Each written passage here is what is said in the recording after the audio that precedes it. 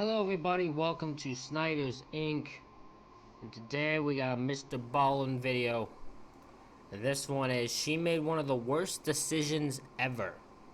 And we go get right into this, ladies and gentlemen. Hit the like button, hit the subscribe button. Let's go. There are two elements of today's story that are bound to shock you. The first is just, how could anyone allow this to happen? It's so awful. How could you do that? And then the second is just the severity of the punishment that was handed down for it. But before we get into today's story, if you're a fan of these... Is it gonna be how brutal it is, or how little of a F they gave, and how nothing it is? Strange, dark, and mysterious, delivered in story format, then you've come to the right place, because that's all we do, and we upload once or twice every week. If that's of interest to you, please hold the like button at gunpoint and force them to walk through puddles in their socks. Also, please subscribe to our channel and turn on all notifications so you don't miss any of our weekly uploads. All right, let's get into today's story.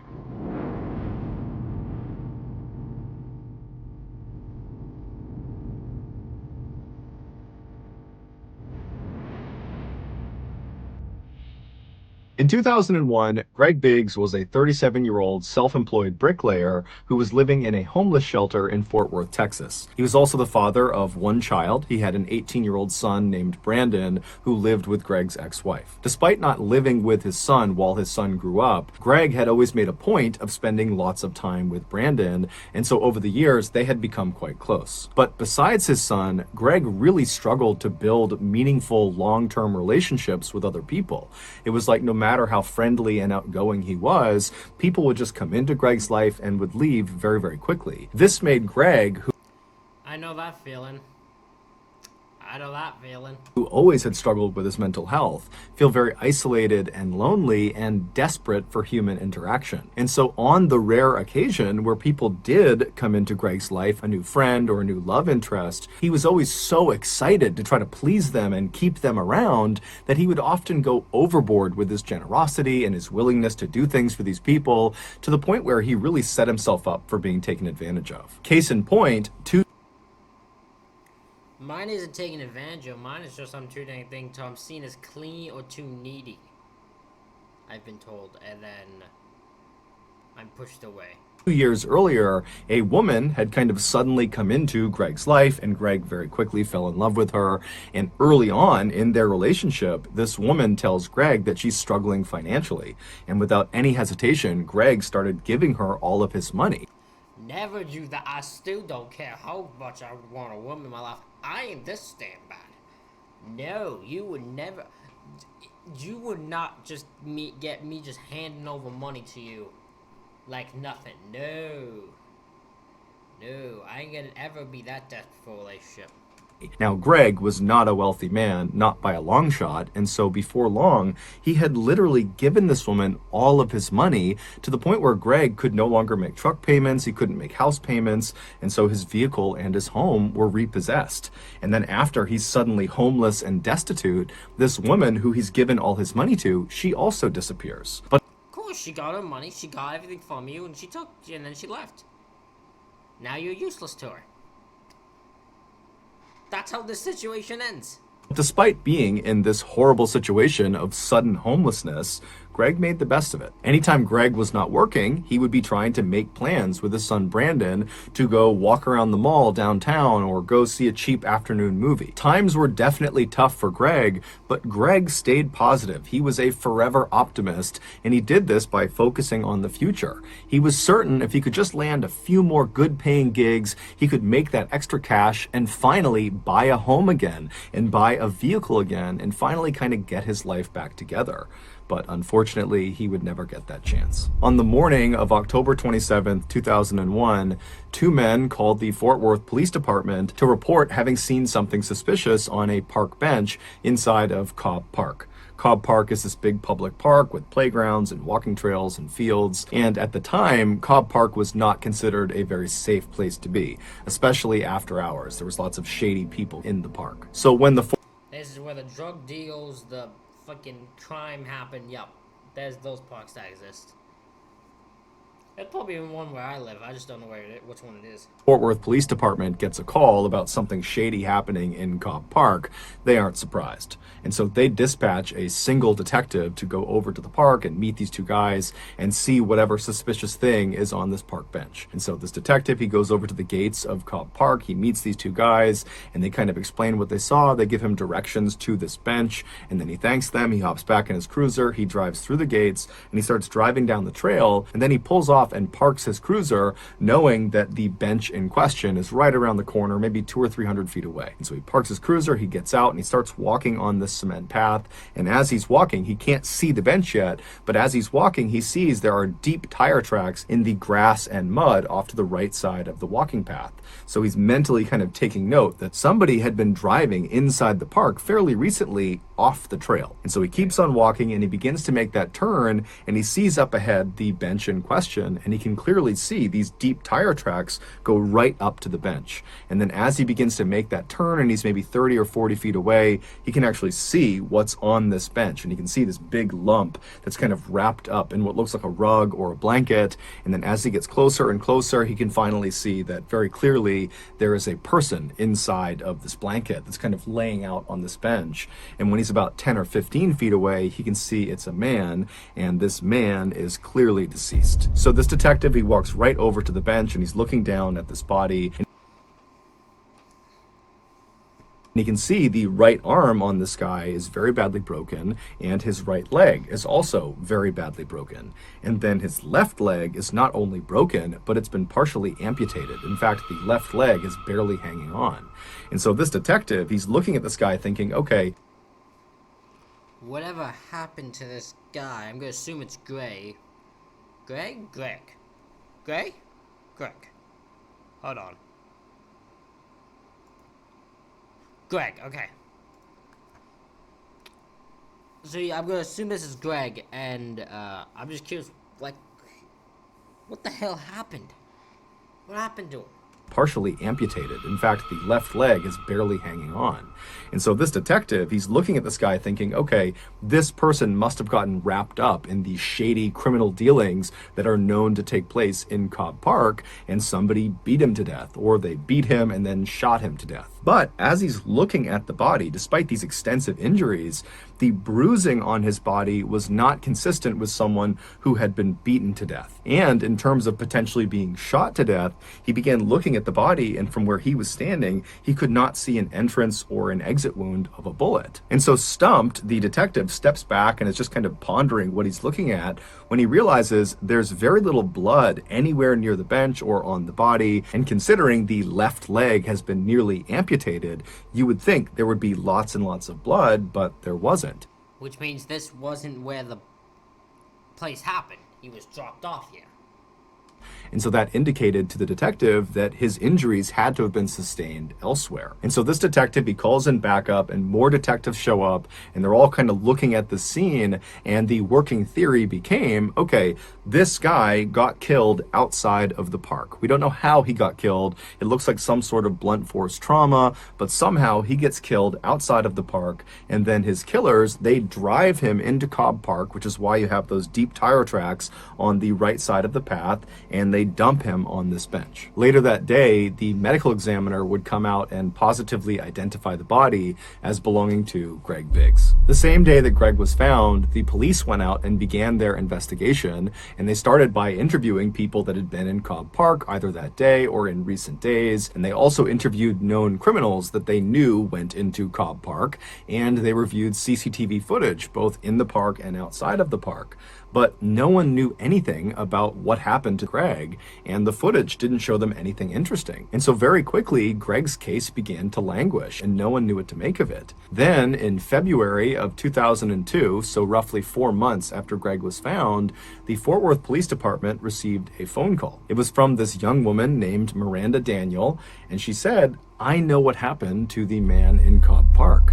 And the story she would tell them at first was so hard to believe that the Fort Worth Police Department weren't sure if this was a prank or not. But when they followed up on her lead and they went to a very specific address that she had mentioned, they realized she was telling the truth. This is the unbelievable true story of what happened to Greg Biggs. On the evening of October 25th, 2001, so 36 hours before Greg was found in Cobb Park, 25-year-old nurse's assistant, Shantae Mallard, arrived at her friend's apartment.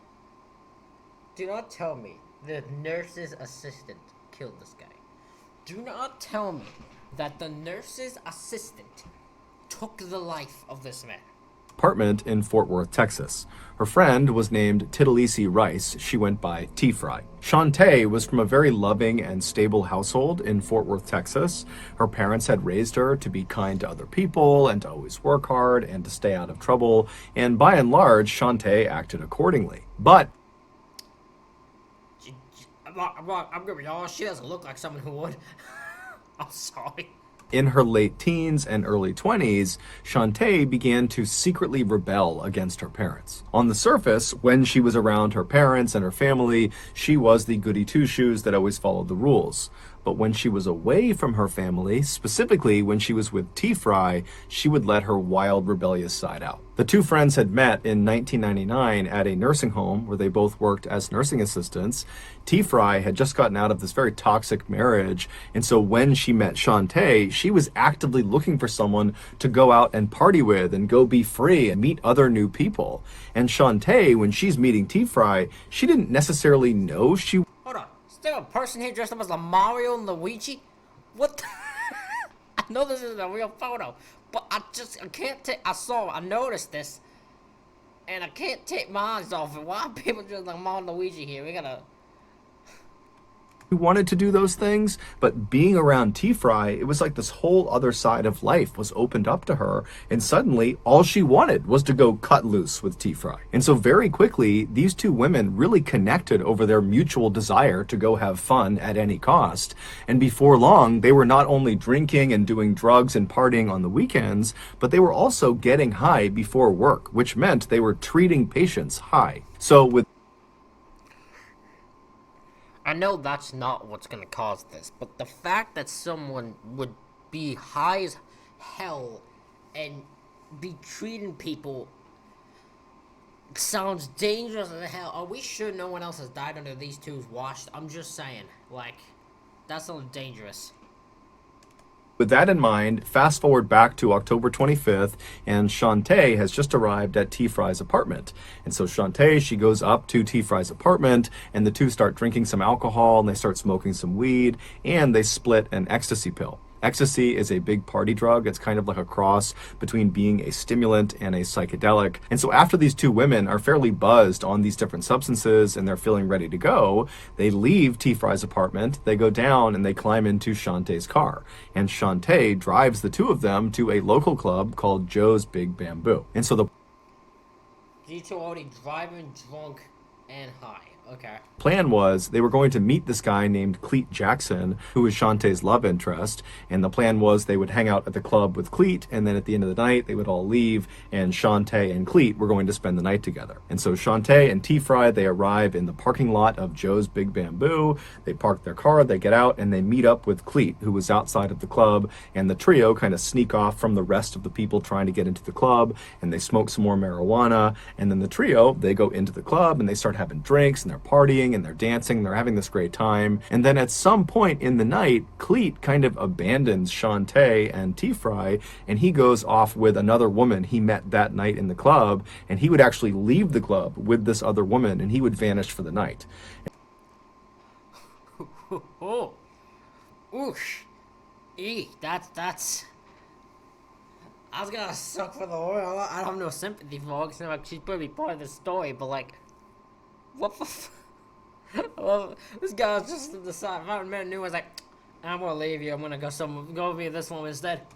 And so around 2 a.m., when the club is getting ready to close, Shantae realizes that Cleet, the guy she was going to go home with, he's gone now. And so she's very frustrated, but she doesn't really have any recourse. And so she instead just goes and finds T-Fry and says, hey, let's just leave. And T-Fry, she's ready to leave too. And so the two women, they leave the club and they get out to Shantae's car. And both women are clearly under the influence. They're both definitely inebriated, but T-Fry believed she was less inebriated than Shantae was. And so she should drive. And Oh, that's so bad. That's such a bad thought process. So it's not even like, oh, I'm sober and you're not, so I should drive. It's, I'm less drunk or high than you are, so I should drive. God. And she believed it. She wasn't even certain of it. so she told Shantae, get in the passenger seat. I'm going to drive. Shantae gets into the passenger seat. T-Fry gets in the driver's seat, and she leaves the club and she drives all the way back to her apartment. When she parks at her apartment, she gets out and says to Shantae, hey, I don't mind getting in my car and kind of trailing you as you drive back to your home to make sure you get home safe, kind of like an escort. And Shantae, she just gets out of the passenger side. How about tell the girl, hey, I don't mind if you spend the night here so you don't drive completely hammered.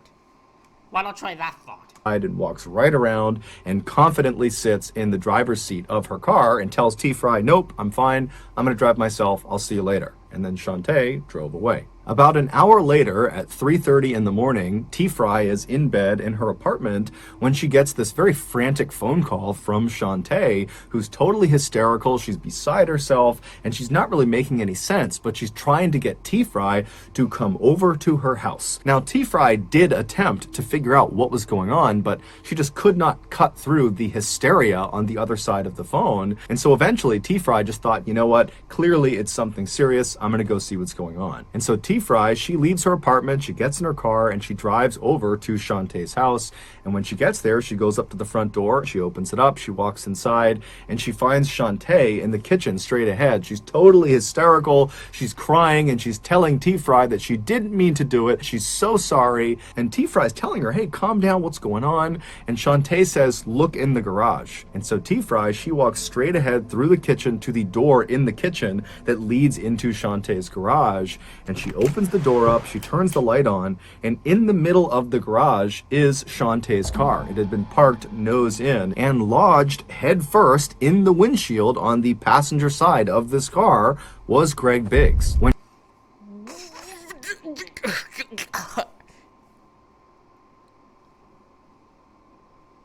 What? So this woman ran into this guy, car-wise. He went head first into a vehicle. I don't know if she was close to her house or not, but her decision was to drive up in her house and have have her friend deal with it. What the? She's a fucking nurse's assistant too. When Shantae had left T-Fry's house an hour earlier saying she was fine to drive, on her drive home, she had barreled into Greg, who was on the sidewalk of some street, and the impact was so hard that Greg went flying through the windshield and got lodged halfway inside of her car. But the impact didn't kill him. It did almost cut his left leg off and break several bones in his body, but it didn't kill him. In fact, there was blood spatter inside of the car on the passenger side that indicated Greg was totally conscious and was trying to pull himself back into the car. There were these handprints on the inside of the passenger side door indicating Greg had been pulling on them. There was also these very small droplets of blood all over the seat indicating that Greg had been spitting up blood as he was trying to talk to Shantae or as he was trying to plead for help. But Shantae, instead of stopping her car and getting this guy help, she just kept on driving home with Greg lodged in her front windshield.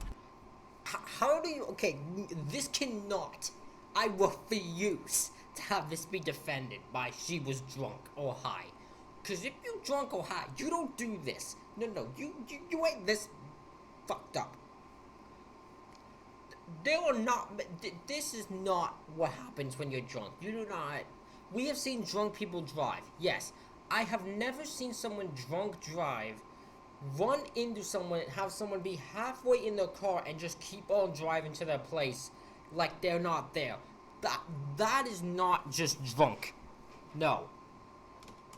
Now, keep in mind, where she hit him, she was less than a half mile from the fire station where her brother, her older brother, was currently on duty as a fireman. He was medically trained. So that's one place she could have went to get him help. He could have saved Greg's life. Also, the other firemen at the firehouse that she knew, that Shantae knew, they could have saved Greg's life. Also, less than 6 miles away from the point of impact was the local hospital, where of course they could have saved Greg's life. And then on her drive all the way back to her house with Greg halfway in her windshield, she would have passed by 9 payphones where She could have called for help. She refused to give this guy any help. All she wanted was to get back to her place. What she wanted to prove she could get back to her place? Is that what her focus was? Is that how fucked up her mind was? She was just like, I need to prove I can get back there. Well, the way I am. So, fuck this guy. Like, is that how badly stupid her thought process was? if you don't know anything about payphones, you can dial 911, so emergency services, and it doesn't charge you anything. So Shantae at any one of these payphones could have called medical personnel who could have saved Greg. Also, let's not forget, Shantae was medically trained. She was a nurse's assistant and understood basic life saving. But she did not use any of those resources. I mean, she was drunk. The last night, I think she would be the one I'd want the least to help me when it comes to actually providing medical care. I would want her nowhere near me. Instead, she just drove home. And when she got to her home, she drove her car with Greg in it into her garage. She shut the garage door. She gets out. And as Greg is literally moaning and probably pleading for help at this point, she just says, "I'm sorry," and then walks up to the door that leads into the kitchen of her home. She turns off the light in the garage, walks into her kitchen, and shuts the door behind her, trapping Greg in the garage in total darkness by himself. Then, after an hour of Shantae just being in her house with Greg slowly dying in the garage, she calls T-Fry. T-Fry comes over, she looks in the garage, she sees Greg, and T-Fry's reaction is she just totally loses it. She panics, and she's screaming at Shantae, "Call 911, call paramedics, call the police." But Shantae refused. She didn't really give a reason, but she just said, "No, I can't." And Well, we know the reason she can't, because she'd be immediately charged with running into this guy. She would be going to jail. The problem is, you should be doing it. Don't even ask her. Just feel like I got a solution and leave and go call someone. So you don't have to, because if she's not gonna do it, make sure you're the one that does. And then, shockingly, T-Fry also does not call anyone. The two of them just turn off.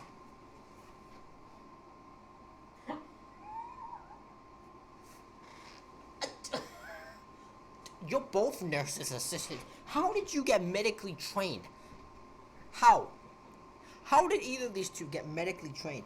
They should be forbidden from ever to being near human beings.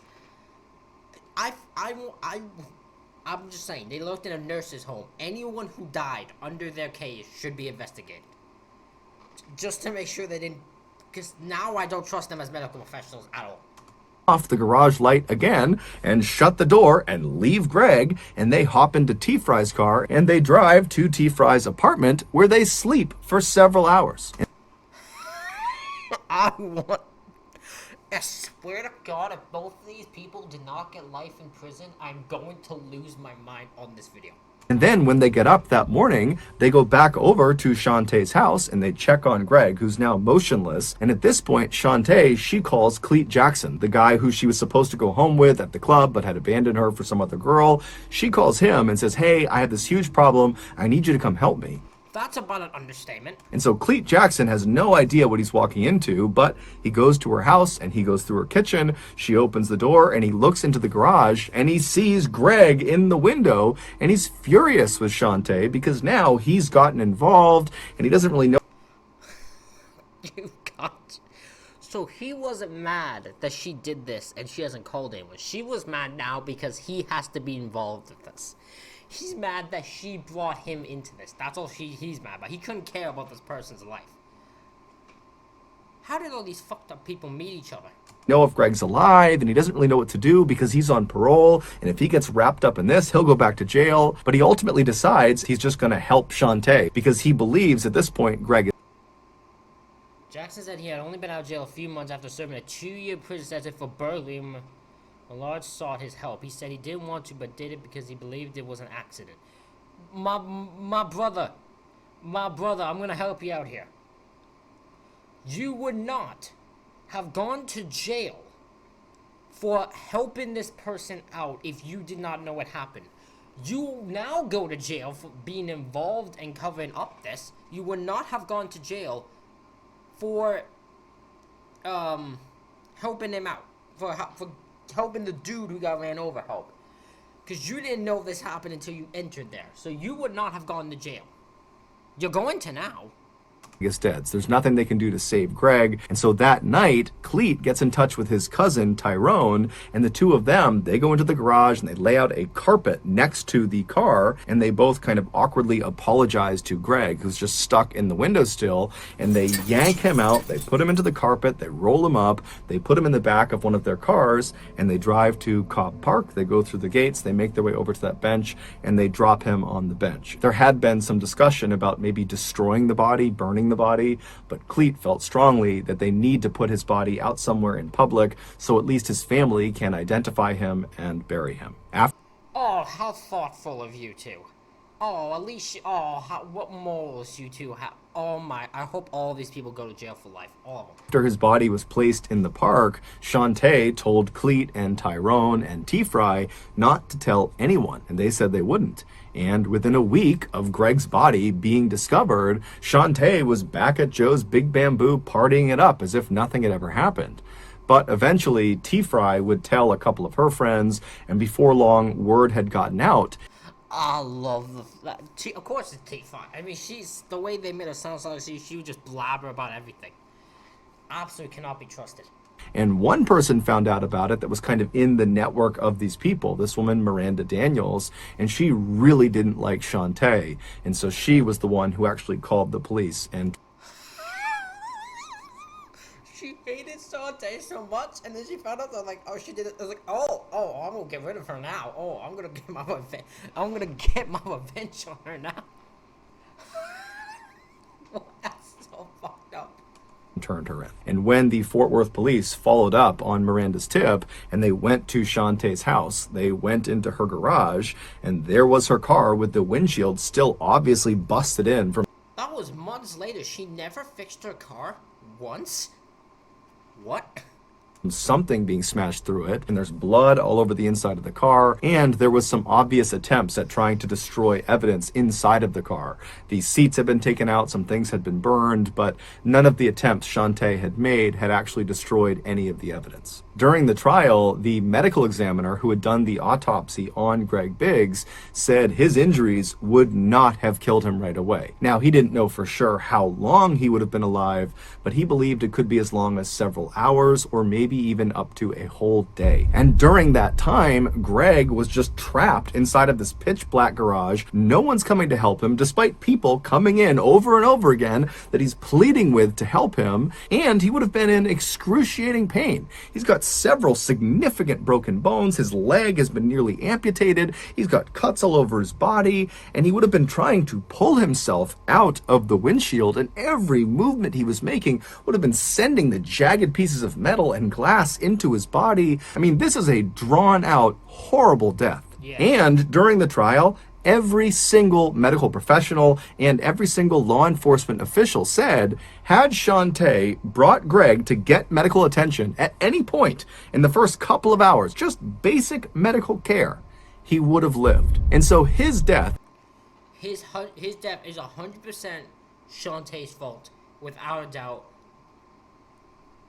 Bare bones guaranteed. Is entirely because of Shantae's absolute indifference. Yep. T-Fry would ultimately, in exchange for full immunity, testify against.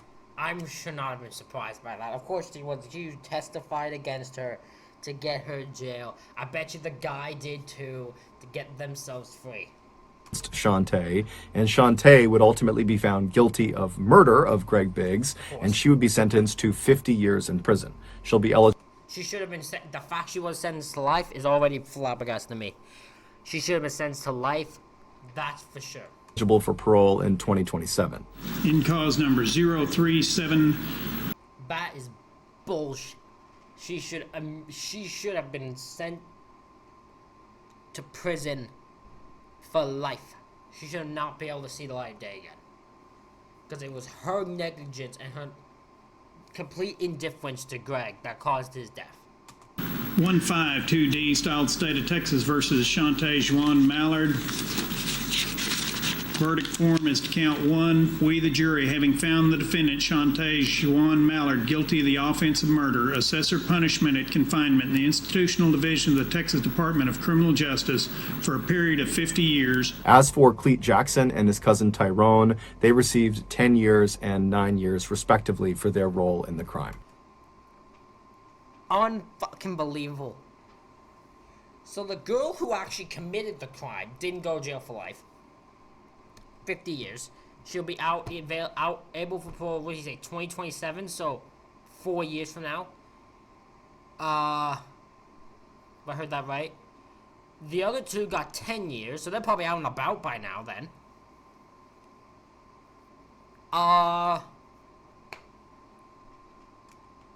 During the victim impact We should be able for parole in 2027. So still even, I don't know when this happened. I don't remember. I didn't hear.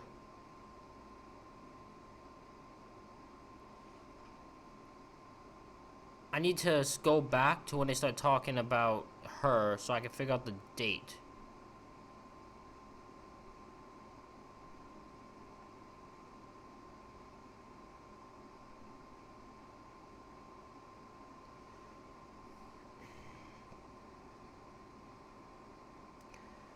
I'm going to scroll back for a minute to find a date, that's all.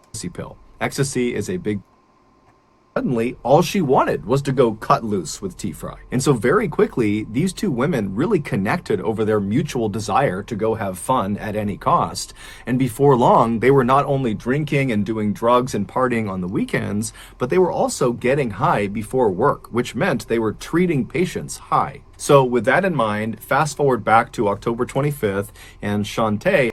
What year? I need a year. No, tell me a year. Can you tell me a year, please? Could no longer make truck payments, he couldn't make house payments, and so his vehicle and his home were repossessed.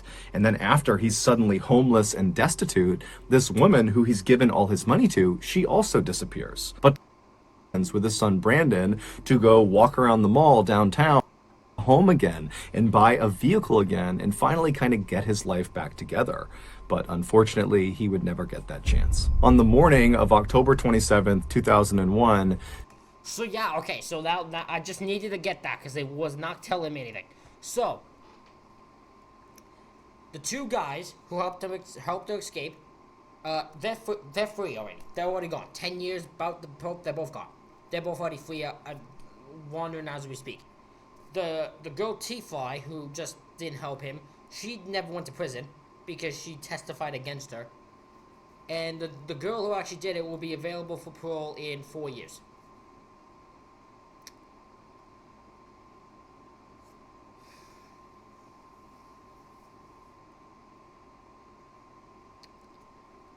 I'm telling you, sometimes I hate this justice system. This 2001, you all knew better than this. Y'all should have sentenced this girl to life for sure.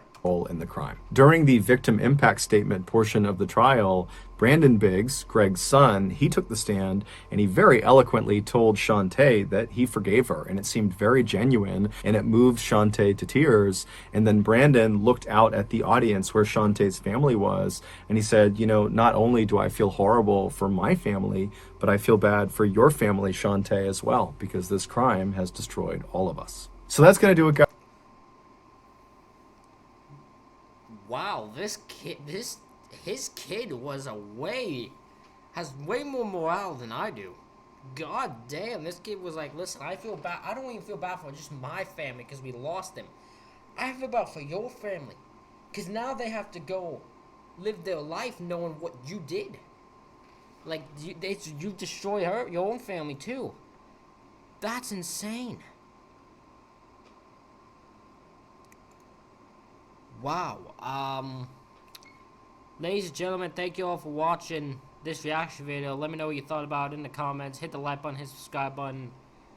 Thank you all for watching. I'll see you all for the next one.